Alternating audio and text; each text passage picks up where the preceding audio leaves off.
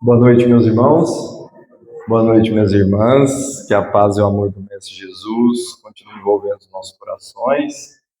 Que a espiritualidade benfeitora esteja nos protegendo hoje e sempre. Boa noite aos irmãos e irmãs que nos assistem também através do YouTube, das redes sociais. Sejam todos bem-vindos. E para dar início, novamente à nossa palestra, vamos fazer a nossa prece. Vamos fechar os nossos olhos, elevar os nossos pensamentos a Deus, a Jesus, nosso Mestre, Allan Kardec, nosso codificador, a espiritualidade benfeitora que se encontra aqui presente, e rogar para que nos proteja, nos dê força, fé, coragem, a todos que estamos aqui, encarnados e desencarnados, para que dê força e coragem para os nossos familiares, nossos amigos, os nossos inimigos, para que todos nesse momento possam sentir a luz que acalma, que acerena o coração, que nos traz os esclarecimentos para seguirmos essa doutrina maravilhosa e os ensinamentos de Jesus. Mestre amado Jesus, continue protegendo esta casa, nos acolhe com tanto amor e carinho, para que ela continue sendo aqui esse pontinho de luz na terra, a acolher essas almas, esses espíritos que precisam de consolo, de alívio e de paz. E com a prece que vós mesmo nos ensinastes, vamos dar início à nossa reunião. Pai nosso que estais nos céus, santificado seja o vosso nome, venha a nós o vosso reino, seja feita a vossa vontade, assim na terra como no céu. O pão nosso de cada dia nos dai hoje, perdoai as nossas dívidas, assim como perdoamos aos nossos devedores. E não nos deixeis cair em tentação, mas livrai-nos de todo mal, hoje e sempre. Que assim seja. Então, meus irmãos, sempre um grande prazer estar aqui, uma gratidão imensa por essa casa. Como já foi falado, estou contratado pela casa para estar todos os meses aqui. É sempre uma alegria poder estar aqui no Grupo Fraterno Era de Luz. E dando continuidade aos estudos do Evangelho, estamos no capítulo 12 do Evangelho segundo o Espiritismo. Amai os vossos inimigos, especificamente nos itens 7 e 8. Se alguém bater ou ofender na tua face direita, ofereça-lhe também a outra face. Então, um ensinamento bem profundo e que vem nos trazer especialmente reflexões sobre o exercício do perdão, da condenação da vingança, vem explicar a condenação do duelo, para buscarmos não só amar, que não é muito difícil, mas amar aqueles que estão ao nosso lado, mas para amarmos também aqueles que nos odeiam. Então, estamos no Evangelho de Mateus. Eu vou ler rapidamente a passagem que nos traz o fundamento para toda a palestra, o ensinamento que o Evangelho nos traz hoje. Então, abre aspas, está no capítulo 5, versículos 38 a 42 de Mateus. Então diz o seguinte: vós tendes ouvido o que se disse, olho por olho, dente por dente. Eu, porém, digo-vos que não resistais ao mal, mas se alguém te ferir tua face direita, oferece-lhe também a outra. E ao que quer demandar-te em juízo e tirar-te a túnica, larga-lhe também a capa. E se alguém te obrigar a ir carregado 1000 passos, vai com ele ainda mais outros 2000. Dá a quem te pede, e não voltes as costas ao que deseja que lhe emprestes. Então, nesse Evangelho de Mateus, nessa passagem bonita, que o Cristo falava na época de forma alegórica, que o Cristo reproduzia para os seus discípulos, nós temos a explicação moral. Aqui vem falar especialmente para que tenhamos um olhar o quê? Acima das paixões terrenas. É tão profunda essa passagem que ela vem nos mostrar que nós devemos buscar ter um olhar não apenas para as coisas o quê? Materiais, mas buscar ter um olhar mais amplo, mais profundo, um olhar mais longe, mais longínquo, olhar através da alma, elevar a nossa visão acima das coisas materiais. Especialmente o Cristo vem aqui falar da condenação da vingança. Nós que temos ainda, em razão do orgulho, a vontade de vingar, de desejar o mal, de querer o mal para aqueles que nos fizeram mal, ou muitas vezes querer o mal para aquele, muitas vezes até sem motivo, o Cristo vem nos ensinar o quê? Que é melhor ser ofendido do que ofender. Que é melhor sofrer o golpe do que golpear. E que é melhor ser o quê? Vítima de uma injustiça do que praticar essa injustiça. Mas quando se fala olho por olho, dente por dente, fica um pouco confuso, né? Se Moisés falava olho por olho, dente por dente, nós temos que analisar a época que foi falado isso. Aquela época não tinha-se a compreensão que nós temos hoje. Apesar que ainda tem, né? Esse olho por olho, dente por dente. Mas aqui o Cristo vem nos dizer o quê?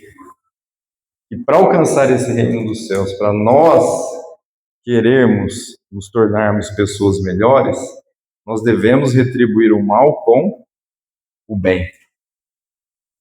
Não é oferecer o pescoço ao assassino.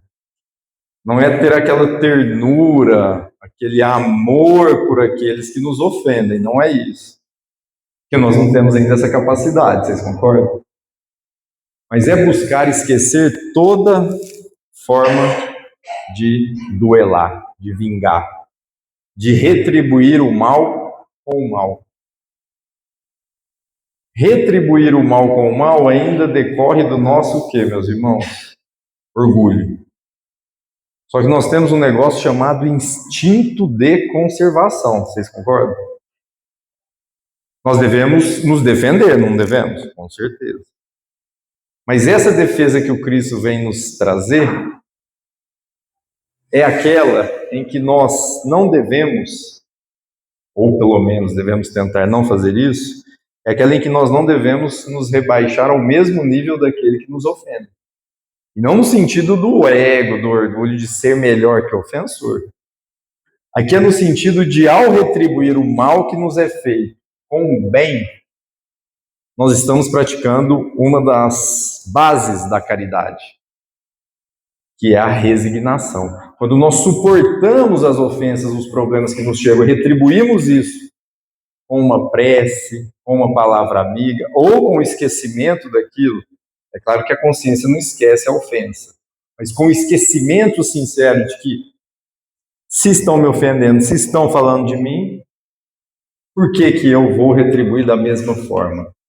Porque quem ofende muitas vezes está doente, vocês concordam? Quem quer o mal, quem deseja o mal do próximo. Se nós retribuímos esse mal da mesma forma, nós vamos entrando num círculo o quê, meus irmãos? Vicioso. Tanto no mundo encarnado, quanto aonde também? No desencarnado. Quando desencarnar, vai levando essa vingança para outras existências, para outras vidas. E isso vai nos trazendo o quê? Amor, alegria, felicidade, ou vai trazendo tristeza, ódio? Porque a vingança é a primeira filha do ódio. Vocês concordam? Toda vez que nós desejamos a vingança, nós estamos com ódio. Então o Cristo diz, se te bate na face direita, oferece a tua outra. Em que sentido? Não é que você vai lá para apanhar de novo, para ser ofendido de novo, por óbvio. Na verdade, o ensinamento aqui, ele é estritamente moral. É agradecer primeiro de ter essa pessoa na sua vida. Eu vou agradecer de ter um ofensor? Sim. Porque Deus coloca essas pessoas conosco para nós evoluirmos. São as oportunidades que nós temos de progredir. São as oportunidades que nós temos de, ao ser ofendido em uma face, como se diz, oferecer a outra, as oportunidades que nós temos de nos tornar pessoas melhores. Como diz aqui, né? A verdadeira religião é aquela que torna o homem melhor. Como eu quero me tornar uma pessoa melhor se eu sou vingativo? Se eu olho ainda apenas com a visão do corpo? Se eu ainda limito a minha visão às coisas materiais? E aí o capítulo vem trazer uma explicação interessante. Mas como que eu vou ter força para suportar isso? É difícil, não é? Falar aqui na frente é fácil. Nem tanto, né? Porque a gente fica nervoso aqui, não fica? Os palestrantes ficam nervosos, né? Normal, natural, fica nervoso. Mas em que sentido? É buscarmos construir em nós mais o quê? Humildade. É buscar construir em nosso coração essa humildade que vai ser o que nos vai fortalecer para compreendermos a vida futura. Jesus estava falando da vida futura nessa passagem de Mateus. Da vida futura e da justiça de Deus. Se eu compreendo a vida futura, estou buscando me tornar uma pessoa melhor, estou procurando ser mais humilde, nós estamos no caminho. Mas é isso que nós estamos fazendo? Porque quando a gente compreende essa vida futura, isso é muito bonito. Quando a gente compreende que nós estamos aqui de passagem, de onde viemos, onde estamos, para onde vamos, se eu vou plantar o mal aqui, eu vou colher o quê nessa vida futura? Nós acreditamos na vida futura, não acreditamos? Que a vida não termina com a morte do corpo, que o espírito sobrevive. Se eu tenho toda uma vida futura, essa presente, uma vida futura pela frente, para que eu vou continuar retribuindo mal com mal? Para que eu vou continuar me vingando, duelando, ofendendo, golpeando, ou retribuindo da mesma forma, se hoje eu tenho a oportunidade do quê? De fazer diferente. Ah, mas aí nós vamos vir assistir a palestra, vai vir na casa espírita, vai acordar no outro dia benevolente, humilde. Não, não é assim, né? É um processo. E esse processo é um presente de Deus para a gente. É a encarnação que nós estamos hoje vivenciando, que vamos ter esses problemas, que vamos ser ofendidos, que muitas vezes vão falar mal de nós, mas lembrar que também a gente faz isso, não faz? Ou já fizemos, ou por pensamento, ou por palavras mesmo. E aí nós vamos pedir o quê? Como está na prece? Perdão a Deus. Porque o contrário da vingança, o melhor remédio da vingança, nessa contra-vingança, nessa compreensão da vida futura, qual que é, meus irmãos? O perdão sincero das ofensas. É desejar o bem ao inimigo. Nós conseguimos isso? Sejam sinceros. Nós fazemos prece para o nosso inimigo se dar bem na vida? Vocês têm que responder para Deus, não é para mim. Nós fazemos isso? Porque quando a gente pega o Evangelho, lá no último capítulo, nós sabemos, tem a coletânea de preces espíritas, não tem? E uma dessas preces, qual é que está lá? Capítulo 28. Oração aos nossos inimigos. É esse o sentido da parábola. É profundo demais. Ah, eu sei que eu tenho inimigo, eu não desejo o mal, já está bom. Mas é mais do que isso. É desejar o quê? O bem para aqueles que nos ofendem. Aí muitas vezes a gente vai falar assim, mas se eu desejar o bem para aquele que me ofende, ele vai continuar me ofendendo. Eu vou ter que perdoar ele sempre? Se somos seguidores de Jesus, sim. Lembra daquela frase? Quantas vezes terei que perdoar? 7. 70 vezes 7. Ou seja, ilimitadamente. Quando nós compreendemos que desejar o bem ao inimigo, porque desejar bem ao familiar é mais fácil, né? Desejar o bem àqueles que nos amam, é mais tranquilo, né? Desejar o bem a um filho, uma filha, a um pai, a uma mãe. Agora, e desejar o bem de forma sincera àqueles que nos odeiam, aqueles que nos querem mal. É esse o sentido moral dessa passagem. Oferecer a outra face é nesse sentido. É de fazer a prece e, sinceramente, ficar feliz quando o nosso inimigo se dá bem. Alguém aqui fica feliz quando o inimigo se dá bem na vida? Vamos supor que o seu inimigo ou o seu desafeto, aquela pessoa que você não gosta, ganhou um aumento de salário. E você fica sabendo. Você vai ficar feliz? Não é você, é ela. Nós temos capacidade de sentir isso. É esse o convite do Cristo, meus irmãos. É esse o convite que esses dois itens vêm nos trazer. Amai os vossos inimigos é tirar do coração, tirar do nosso espírito todo sentimento de ódio, de raiva. Ah, mas é difícil não ter raiva, sabemos. No dia a dia é difícil, né? Mas é buscar ter o controle desses impulsos que nos tornam muitas vezes coléricos, nervosos. E vai nos trazendo mais o que? Dores. Porque a justiça de Deus é clara. Lei de causa e efeito. Algum de nós vai escapar da lei de Deus? Essa lei de causa e efeito? Ninguém. Todo mal que nós fizermos ou desejarmos, nós teremos que o quê? Reparar um dia. Senão Deus não seria o quê? Justo, vocês concordam? Senão Deus não seria justo. E a condenação desse duelo, dessa vingança, nós vamos buscar quando? Olhando acima das paixões materiais. Olhando com os olhos do Espírito. Olhando de uma forma benevolente para todos. Lembrando sempre que temos o instinto de conservação. Não estamos aqui para falar que temos que ser bobos, oferecer o pescoço para aqueles que nos odeiam. Não é isso. Mas é buscar a pacificação íntima. A paz interior. Porque quando a gente perdoa, o perdão liberta. O perdão é libertador. O perdão nos traz o quê? Paz. E a vingança nos traz ódio. Olhar para dentro de nós e termos a compreensão de que somos capazes. Que temos condições hoje de pelo menos iniciar a prática desse perdão. E ninguém vai acordar amanhã e falar, hoje eu vou perdoar todo mundo de fundo do coração, porque ouviu na palestra, nós sabemos. Mas buscar lembrar que a vingança é resquício lá da Idade Média. Resquícios da Inquisição, daquelas épocas sombrias, mas que ainda a gente vê hoje. Vinganças através de redes sociais. Pessoas se degladiando em redes sociais. Desejando a morte do outro, a dor do outro. Estamos no meio de um mundo de provas, estamos em um mundo de provas e expiações? Estamos. Aqui o mal ainda está, não está? Mas é porque o mal está aqui que nós devemos ser maus? O que vocês acham? Que o mal é obra do homem, né? Deus não é mau, nem Jesus. O mal é obra de quem? Nossa, é a ausência do bem. Mas se o mal é a ausência do bem, como que eu combato esse mal? Ah, eu quero combater o mal no fulano. Eu sempre olho o outro, né? A gente sempre olha o mal do outro.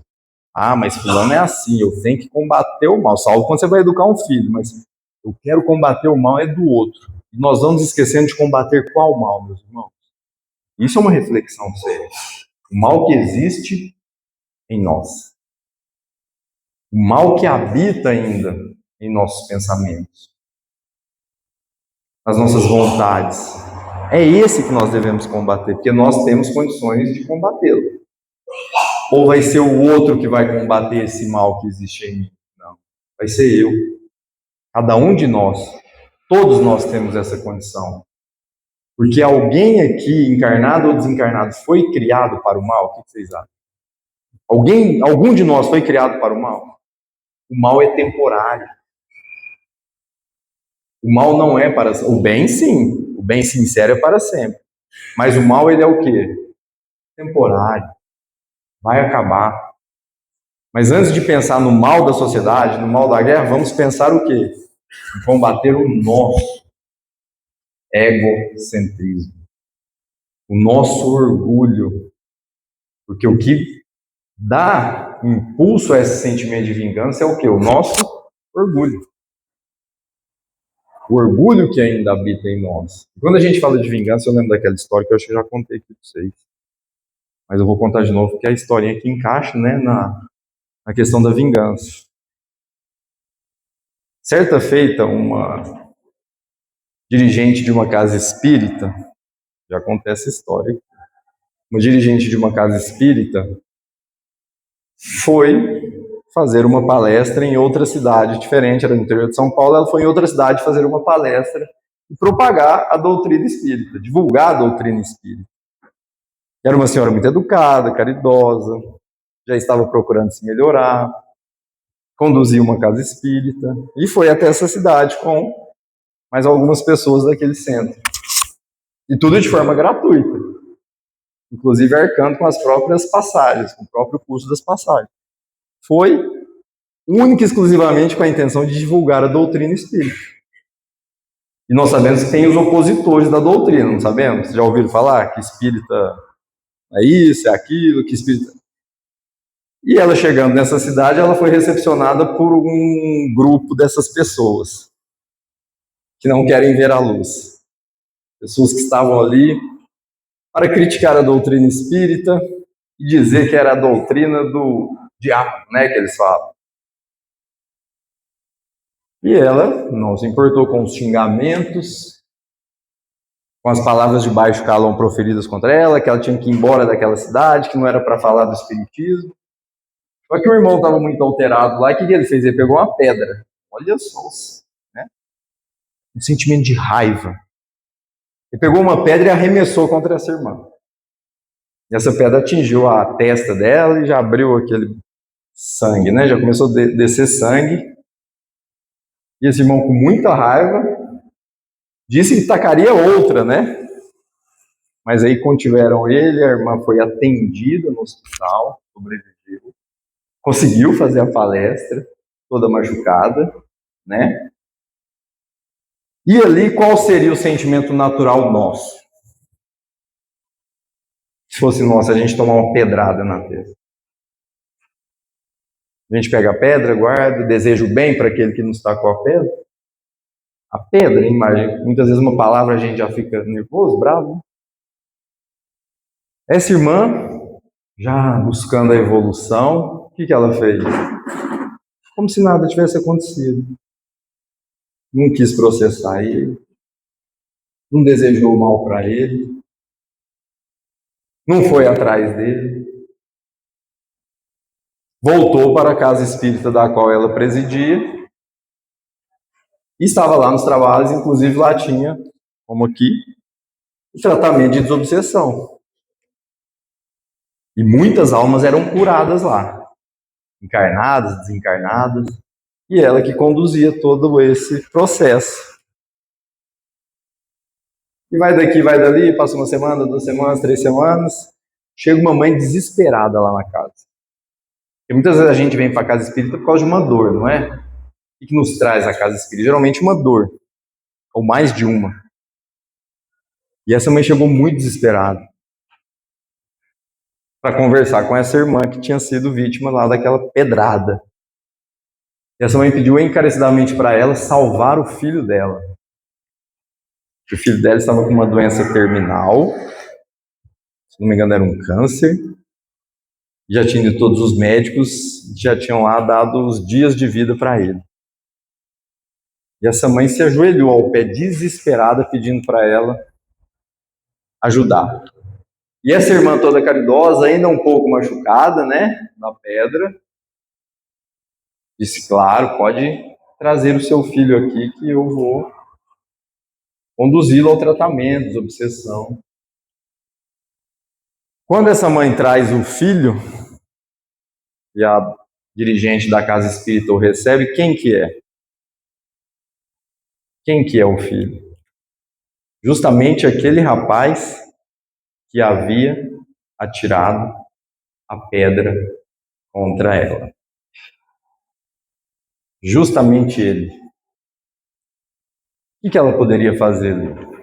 Se vingar. Não receber. Desejar que ele morresse, que ele quase matou ela. E qual foi o desejo dela? Qual foi a conduta dela que nos serve de exemplo dessa irmã? Qual que foi, meus irmãos? Acolheu aquele irmão com amor, com carinho e o mais importante, iniciou o tratamento espiritual com ele e ao final ele foi o quê? Curado. E ele curioso, né? Porque ele já tinha quase matado ela. No dia que ele estava curado, ele chega para ela e pergunta para ela: a senhora me perdoa?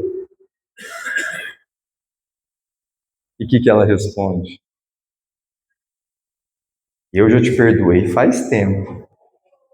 Agora o senhor tem que pedir perdão para quem? Para Deus. Olha que bonito. Eu já te perdoei, tanto é que eu te curei. Você tentou me matar, mas eu te curei. Se te bater numa face, oferece a outra. Eu retribuí o mal com o quê? Com o bem. E não precisa pedir perdão para mim. Olha a humildade dessa senhora. Isso não é humildade pura? Peça perdão do Pai, que é o que nós precisamos. Pedir perdão a Deus é um ato de louvor a Deus, de submissão a esse Pai de misericórdia. Pedir perdão a Deus não é ter vergonha, não é feio, não. É justamente pedir para que Ele nos dê força para perdoar primeiro os nossos erros. E depois termos condições de perdoar quem? Esses que nos ferem, esses que nos ofendem. Lembrar dessa irmã, que essa humildade, essa benevolência, essa mansuetude, todos nós um dia vamos alcançar. Ou já estamos alcançando. Cada um tem a sua individualidade, seu progresso. Mas que é possível sim, você retribuir o mal com o bem. Sempre foi. Só que agora nós temos a explicação de uma forma muito clara. Vocês concordam?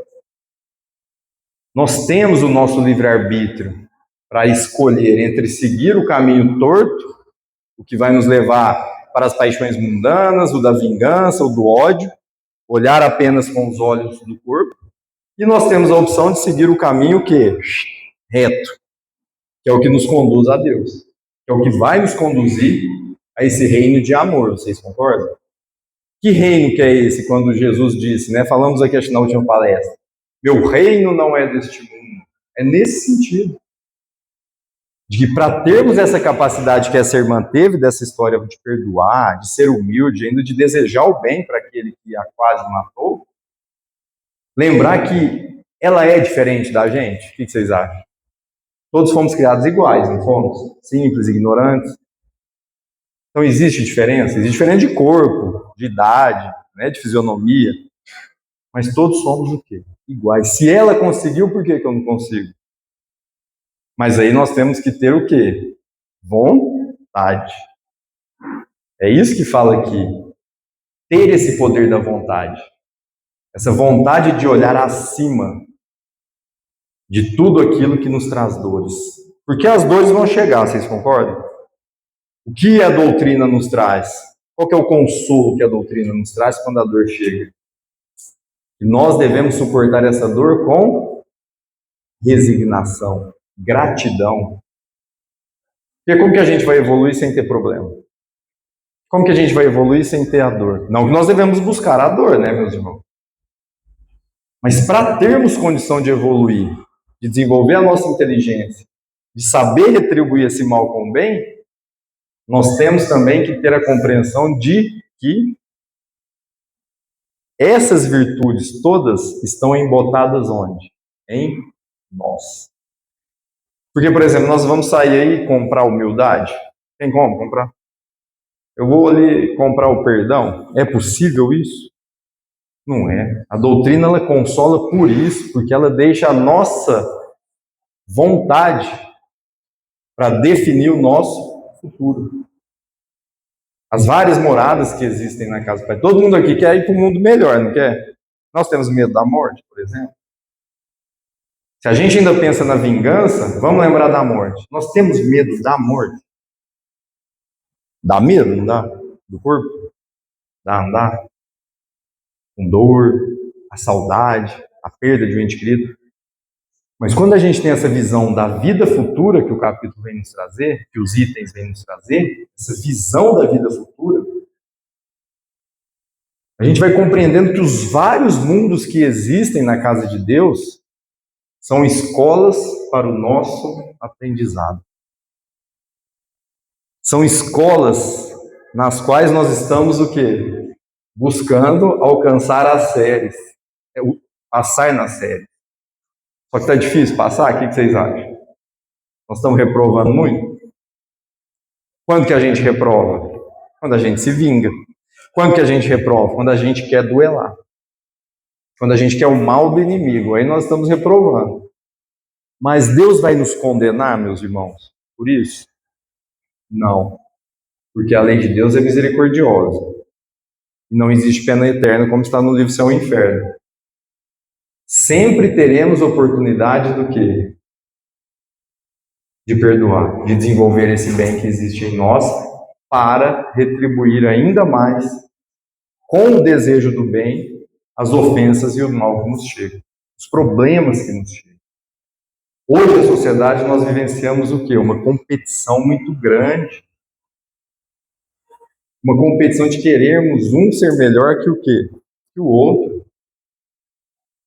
Como que eu vou entender essa passagem do Cristo se eu ainda olho para o meu irmão como o quê? Um oponente? Como que eu vou amar o meu inimigo?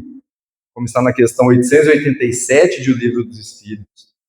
Amai, inclusive, os vossos inimigos. Como que eu vou amar meu inimigo? Se qualquer posicionamento pessoal, opinião pessoal dele diferente da minha, eu já quero o mal dele. Eu já acho que ele não serve para mim. Quantas famílias divididas por causa de divisão de opiniões. Quantas pessoas em atrito familiar por causa de busca material, divisão de bens, inventários de bens, mortes acontecendo. Quando nós vivenciamos isso, nós vemos ainda a bondade de Deus. Porque se uma dificuldade nos chega, um problema nos chega, ou nós percebemos que nós estamos em dificuldade, toda vez que chega um problema, uma dificuldade, ou um ato de uma situação de perigo, a gente lembra de quem? É de Deus, né? Ai, meu Deus, me salva. Por que nós lembramos de Deus? Porque Ele é o nosso Pai. Só que nós esquecemos de Deus quando nós desejamos o quê? Aos nossos inimigos? O mal. Quando a gente deseja o mal para o próximo, aí nós esquecemos de Deus. Aí nós nos afastamos do Pai. Porque não é Deus que se afasta de nós, vocês concordam? Deus se afasta dos seus filhos. Somos nós o quê? Que vamos nos afastando. Mas nenhuma ovelha ficará o quê? Desgarrada. Então a sociedade hoje vive isso, nós estamos aqui nessa sociedade. Ah, então eu vou lá para a montanha, vou me isolar, não vou me relacionar mais com ninguém e vou ficar fazendo prece lá na montanha. Pode? O que vocês acham? Pode. Mas o que a doutrina diz disso? Com todo respeito, né? A doutrina fala de forma bem sensível. Muito egoísmo. Nós estamos aqui para termos relacionamento social. Olha aqui essa casa, quantas pessoas reunidas. Porque através dos relacionamentos que nós o quê? Evoluímos. Porque se a gente for lá para o monte, ficar sozinho na montanha, nós vamos evoluir? O que vocês acham? Vai evoluir? Na solidão? Já pensou? Ah, mas eu quero fazer. Livre-arbítrio. Depois vai ter o quê? A colheita. E a colheita talvez não será das melhores, vocês concordam? Ao passo que quando a gente supera uma dor, um problema, uma vontade, quando a gente deixa de odiar alguém, já não é um passo no caminho do progresso? Só deixar de odiar, vamos dar menos importância para as coisas da terra. É isso que o capítulo vem concluir. É importante a matéria, não é? O alimento, a roupa, a moradia, o transporte, o trabalho. É importante, mas nós muitas vezes abusamos da matéria. Nós voltamos o nosso olhar exclusivamente para a matéria e esquecemos do espírito. É o ter e o ter. E vamos esquecendo do quê? Do ser espiritual. Desenvolver esse ser espiritual em nós. É esse o convite. Só assim para a gente amar o inimigo da forma que Jesus nos ensinou. Amar o inimigo, desejando o bem a ele, fazendo uma prece a ele, tem até a prece lá no final, que nós já falamos. E mais, se sentir feliz ou bem quando o inimigo se der bem na vida. Porque Jesus nos desejou o bem, não foi? Depois que nós matamos o corpo na cruz, não pediu para o Pai? Perdoa-lhes, Pai, eles não sabem o que fazem. E ainda enviou um Consolador prometido, que é essa maravilhosa doutrina de consolo. Uma doutrina que tem por principal objetivo. Qual que é o principal objetivo da doutrina espírita? Kardec falava isso. Em um discurso em Lyon, ele disse isso. Na Revista Espírita de novembro de 1861, Kardec disse isso. O principal objetivo da doutrina espírita qual que é, meus irmãos? Tornar as pessoas melhores. Como que uma doutrina dessa pode ser ruim? Ele falava. O principal objetivo é tornar o homem melhor. Mais nada. É isso que Kardec dizia para os opositores, que criticavam o espiritismo. Como que você vai criticar uma doutrina que quer tornar a pessoa melhor? Tem sentido? São as críticas vazias. São aquelas críticas que não trazem qualquer fundamento, porque a razão já desmente. E o espiritismo é fundamentado na razão, no bom senso, na lógica. Não mais alegoria. O espiritismo não está com a verdade, como se diz. A verdade é uma só. Mas o espiritismo vem nos mostrar essa verdade. Compete a quem acreditar ou não? A nós. Com esses ensinamentos, com esse emaranhado de livros que nós temos, de explicações, com essas casas espíritas que nos acolhem, e, claro, o mais importante, com o nosso esforço. Buscar domar as nossas más tendências. Buscar domar as nossas imperfeições. Ah, não, mas eu tenho que corrigir o defeito do outro. Vi sua palestra hoje, Frederico, eu já falei pro meu vizinho que serve para ele, não é isso? A gente vê a palestra e fala que serve para o outro, não é? E para nós? É buscar domar em nós esses defeitos que ainda nos prendem a esses mundos. Para isso temos que primeiro o quê? Reconhecer que temos. Reconhecer que somos seres imperfeitos. Aptos à perfeição. E que só depende de nós o quê? Chegar um dia a essa condição, como Jesus chegou. Como Ele nos mostrou que é possível.